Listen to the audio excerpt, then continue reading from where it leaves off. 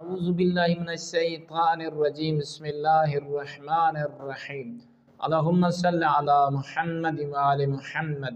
مومنین مسلمین، خدا شاہد ہے آپ اور ہم خوش نصیب ہیں، اللہ رب العزت نے ہمیں زندگی میں ایک اور ماہ رمضان نصیب فرمایا۔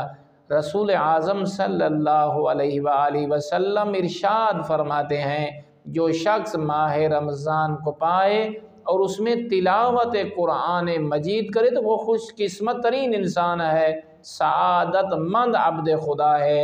اس لیے کہ قرآن مجید کی ایک آیت کا ماہ مقدس میں پڑھنا اتنا اجر اور ثواب رکھتا ہے جتنا آپ دوسرے ماہ میں ختم قرآن کرتے ہیں۔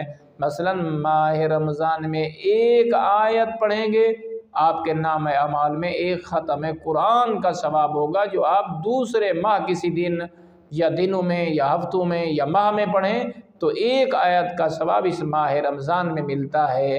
تو اللہ رب العزت ہمیں زیادہ سے زیادہ قرآن کی تلاوت کا شوق نصیب فرمائے۔